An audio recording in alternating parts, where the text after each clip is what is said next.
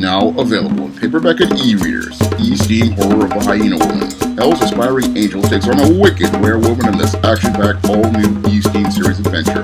Get E-Steam Horror of a Hyena Woman in paperback and e-readers today. One of my viewers wanted my thoughts on the rumored story of alleged Haitian migrants in the town of Springfield, Ohio, allegedly eating people's pets for food. Now, according to these speculated rumors that were posted on social media such as X, formerly known as Twitter, they ran with a rumored story of Haitian migrants allegedly eating cats and dogs in the neighborhood and also stealing alleged geese and ducks from the park and eating these animals for food.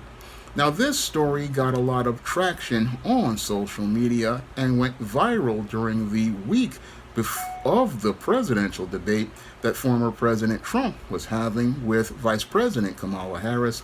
And as the story gained traction on social media, former President Trump hoped to use this story as a talking point in his debate regarding the issue of immigration.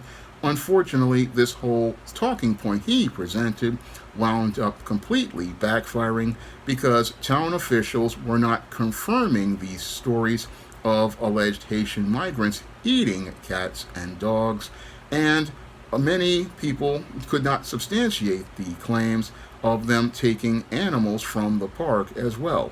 And since they could not substantiate or confirm these stories, this whole talking point President Trump presented basically wound up backfiring. And as people started to do more research into the story, they soon found out that the story that was presented as related to these alleged claims that are rumored were actually started by possibly a white female who was living in the town of Springfield. And as she started this rumor, it basically snowballed into this story that was speculated on social media.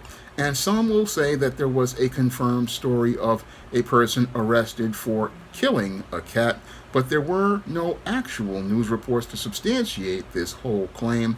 And this whole rumored story basically turned out to be one big disaster, not only for former President Trump as related to his debate, but also was a black eye for many who ran with this story on social media, because what happened here is a textbook example of what I talk about in my book, Stop Simping in Cyberspace, about taking the internet for a grain of salt, because a lot of times people present information on social media that actually is misinformation.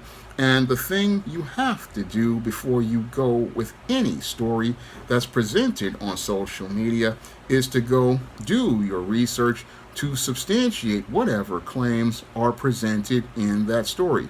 That's something that I have to do before I do any video, whether it be a video on a topic that I want to talk about or a video that is requested by a viewer. One of the things that I have to do is actually go out here and do the research into that story, to make sure that that story is one that has been substantiated by verifiable sources. Do the research to make sure that every detail and fact as related to that story is something that has been substantiated by people who are legitimate news sources, and also do the research to make sure that all the details of that story are confirmed, because one of the things anybody has to do before they report on a story is make sure that that story is actually a story that is one that can be substantiated and be one that people can confirm actually possibly happened. And in addition to doing that research to substantiate the story, you also have to do research into the backgrounds of the sources that it comes from, This is all basic things that a person has to do before they go out here and run with a claim. And that's one of the reasons why I always present the news report before I go into my analysis, because I want the viewers to understand that before I went and made the recording of my analysis, I went out here and researched that video, because I had a commentator ask me, well, why do you always put the news story up front? Well, I put the news story up front because I want you to understand that, one, I've done my research on this story by checking sources, and two, this is a story about a substantiated claim that has been verified by a legitimate source. And once I have that substantiation, I then can basically now make my analysis based on what is presented, and I'm not running half-cocked based on my feelings regarding an opinion, not running off half-cocked just making statements out of the blue. No, when I present something in a video, I want to make sure that the information is on point, because as someone who has been on the internet since about 2000, I understand that the internet is a place where, yes, you've got an information superhighway, but we've got a lot of misinformation online, misinformation from these conspiracy theorists, misinformation from people who go out here and deliberately create misinformation as related to making fake news, and misinformation from people who present opinion as news, such as bloggers and vloggers out here, misinformation from slanted media sources. And if you really are serious about journalism and have journalistic integrity, you have to, again, vet this information so that you can present an objective analysis of all the facts. That is the job of a person who is a part of media, especially new black media. It's our job to vet these information and sources to make sure that this information is on point, and make sure that we're not reporting on rumors, gossip, and misinformation, because what a lot of people want to do is spread confusion, and that's what the orators of this entire narrative regarding Haitian migrants eating cats and dogs wanted to do.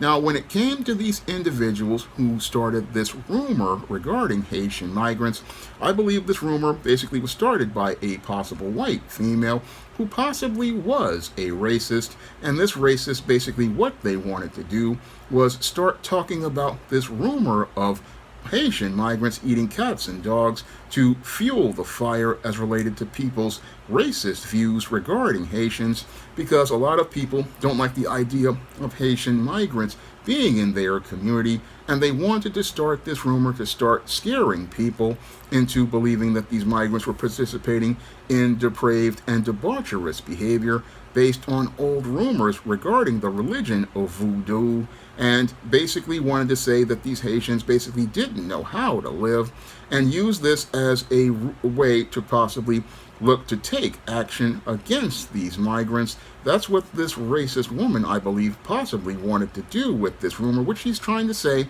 again, cutely, oh, I just was talking about things, but again, this is all passive aggressive, and passively you're talking about these migrants, but aggressively you're pushing an anti-black narrative regarding these Haitian migrants that feeds into racist ideas about black people, whether they be FBA or foreign-born blacks, and then use that again as a way to weaponize many of these beta males, to go out here and attack these migrants.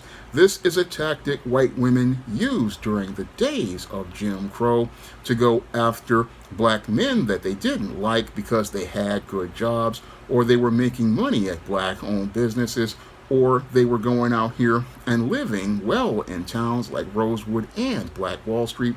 This is how they basically started the spark for the fire to motivate those black males to participate, not black males, white males, to participate in the acts of terrorism.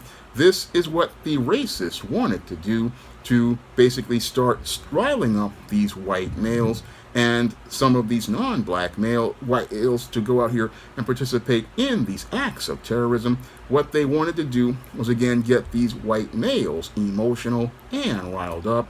And basically, as the story went on, that's exactly what happened with former President Trump, who basically ran with this story all the way up to the debate stage, showing how basically he got manipulated the same way that these white women used to do during the times of Jim Crow.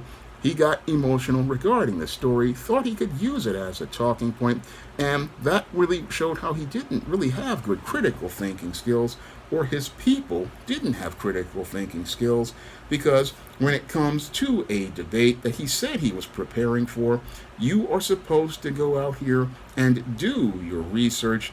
Do your research to ensure that any of the information you're presenting to the public is verified. Present that, go out here and find out if this information is substantiated by legitimate news sources. Make sure that this information is confirmed by a news source. That is the job of the staff of a guy who's running for president. Moreover, it is the responsibility of the candidate to again go out here and make sure that you can verify information. You really want to verify that information.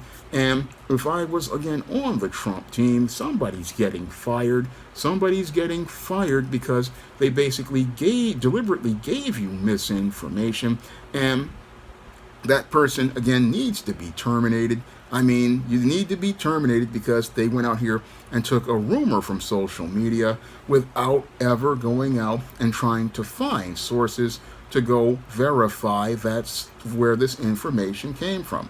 I mean, this was again just again a serious issue, because again, if you've got a guy running for president and he's not really making sure that his information is vetted, there's a real problem with that whole group of people working for him. And somebody needs to get terminated because somebody messed up bad. And again, you cannot go running on emotion, running on whatever somebody says, because that's coming from a position of weakness. No, a man, when he goes out here, he has to go, and when people tell him something, he can't run on his feelings. No, he has to again think critically and say, hey, yeah, somebody told me something, but first I'm going to go to those sources and find out if this is true. I'm going to go find out if this is true, not just run on feelings, because running on feelings is something that people want you to do when you have low impulse control. When you have low impulse control, you go out here running on your feelings based on what somebody said. And I've seen a lot of guys do this here in the South Bronx, where a girl will tell a guy, oh, this guy is messing with me, and that guy will run on his emotions. A lot of drug dealers used to do this. Oh, I'm going to run on this dude and flex and pull out my weapon on this dude because my girl told me this guy dissed her. And sadly, that guy wasn't critically thinking about more important things as related to his intangibles of manhood, such as his dignity, his self-respect, and most importantly, his freedom, in his quest to again take his respect on this dude that this girl told him got dissed by him. This dude basically couldn't see how this woman was basically setting him up on the chessboard to get him eliminated, because a lot of times what this girl was doing was playing other dudes and basically had a dude on the side she wanted to get with and wanted to eliminate him off the board by saying, hey, he's out. This guy went out here and dissed me, or this guy did me dirty. And while this guy is in his feelings about trying to so-called take his respect on the streets from some nerdy dude or some square dude, he doesn't see that this dude is being set up where, yeah, you might have smoked this dude, but you're on the way to go into the penitentiary with Bubba, Tiny, Roscoe, Big Dave, Melvin, and Mr. Sprinkles, and being traded for all of the commissary and having your backside turned into looking like a Louisiana crunch cake. But and as you're in this penitentiary getting turned out by those dudes and having your backside and your front side filled with special sauce, this same female is getting her back blown out by the dude that she had on the side. And this guy ain't critically thinking because he didn't go out here and look to verify the information or find out what this woman is talking about. He didn't look to go out here and check the sources. And since he didn't do the research, he basically got himself jammed up. And sadly, that's what happened to former President Trump. He got jammed up because he didn't do his research, didn't do his homework, didn't take care of his business on this story. A story that basically, again, ran on social media. And anything that you see on social media, you just can't run with. No, you just can't run with anything on social media because when it comes to social media, it is an extension of the information superhighway, and the information superhighway is notorious for having lots of misinformation. I mean, these days it's gotten progressively worse, where we've got, again, these fake news sites. I mean, I ran into one of those when I was doing research on the Jada Pinkett Cleopatra documentary flopping on Netflix. I ran into that same type of thing where somebody was trying to tell the lie that white supremacy was the reason that Jada Pinkett claimed that her documentary failed. And that was a website that was basically making fake news. And I've gone to other websites basically made by bloggers and conspiracy theorists where these individuals, again, are presenting opinion as fact. So you've got to be very careful out here and make sure you get your information on point. I mean, I've run into people who want to run with misinformation, like in the case of the woman with the oysters and the woman who went out here on the viral video where she said that she was out here, didn't want to go to this restaurant, the Cheesecake Factory. Again, these people were trying to say, oh, those were skits, when you had legitimate news sources to confirm these were legitimate stories. And then these people trying to flip-flop because the women were held accountable, trying to flip-flop on their stories. But they had legitimate people to come out and substantiate that these were legitimate stories. And again, you have to be very careful about what's presented to you. You have to be very careful as related to this type of thing, because what people want to do with the internet is look to play these games where they look to gaslight you. I mean, on the left, the right, and the center, there are folks who want to, again, present lies as truth in order to get attention, present lies as truth in order to be able to present their distorted picture of reality as reality. And as we go from being in the world of television media to social media, you have people who can go out here and distort reality to the point with this AI and these bots present this false picture by making it look like, oh, this video is going viral because this person basically can get a bunch of bots to make it look like this video or these claims of social media are getting thousands and even hundreds of thousands and even millions of hits, and then make it look like the story is going viral, and mainstream media outlets will go out here and carry this story. And again, you have to be very careful because, again, they can go out here and use AI to manipulate their pictures. I mean, I recently saw on X, formerly known as Twitter, somebody taking an AI picture and of people wearing loincloths, black Haitians wearing loincloths, going into a supermarket. And again, this is the type of dangerous stuff that we really need some federal legislation on this AI and these bots, because they are basically compromising the whole reality of America and the reality of American people, and they're blurring the ethical line as related to information and misinformation. We have a real serious problem based on this whole story. I mean, based on this whole story, again, this is not satire, this is not comedy. Again, those are protected by the First Amendment. But this whole thing of making fake stories into news, this is beyond yellow journalism. This is just completely unethical. And this whole story of Haitian migrants eating cats and dogs, this is something that goes beyond journalism in and of itself. Because, again, I'm a guy I'm a writer, and I've written fiction and nonfiction. And even for me to write fiction, I have to do research on the facts. I mean, recently for a book I just wrote called Spinsterella Goth Girl Summer, I had to do research on the year 2000. I had to do research on the 2000s goth subculture. I mean, I had to go look at pictures from the year 2000. I had to look at the history of the year 2000, the new millennium. I'm not just coming from my opinion. I go out here and do that research because I want everything to line up. And I've had readers who read my books like ISIS Imitation of Life and John Haynes' 1987 say, hey, all these books basically line up, even with the novel Spellbound that's set in 1989. They are very happy to see everything line up as related to story. And that's something I'm proud to do because I want you to get those facts and see how things are actually presented and get substantiated information. I want you to get it even if it's a fiction story or a nonfiction book like The Man Crisis. Everything that I do, I try to make sure that the facts are presented.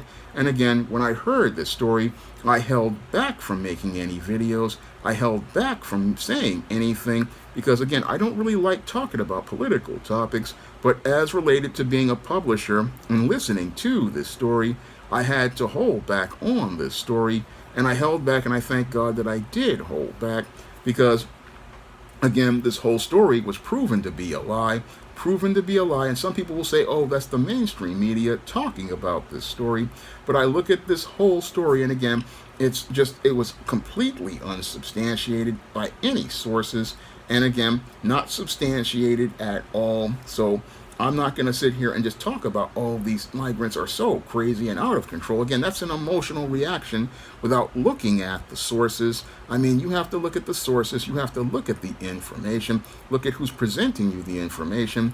That's all part of objective writing and presenting writing from a proper researched point. I mean, you have to present the information in a way that's balanced and just presented in a proper fashion, and that wasn't done with this story. And really, this is how I see it. When I look at this story, again, I found that story to be suspect about these Haitian migrants.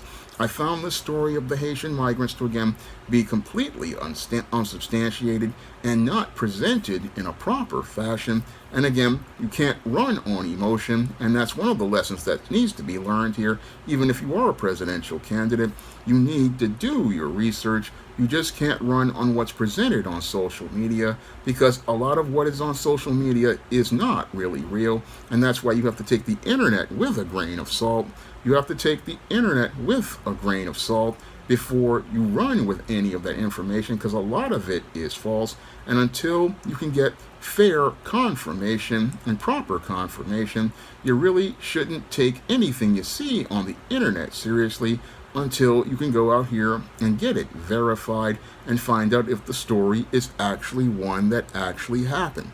Now, if you want to pick up some of my books that I've done extensive research before I write them, whether they be fiction or nonfiction, you can find my books on Amazon.com in paperback and Kindle format. You can also find them at other online booksellers like Draft to Digital, Google Play, Barnes & Noble, and big box retailers like Walmart and Target. And if you'd like to see me make more videos talking about different topics outside of politics, you can drop a donation to the Patreon, the PayPal, or the Cash App by clicking the links in the description box. That's all I have to say for this video. You can comment, rate, and subscribe. Now available in paperback and e-readers, ISIS, Amari's Revenge.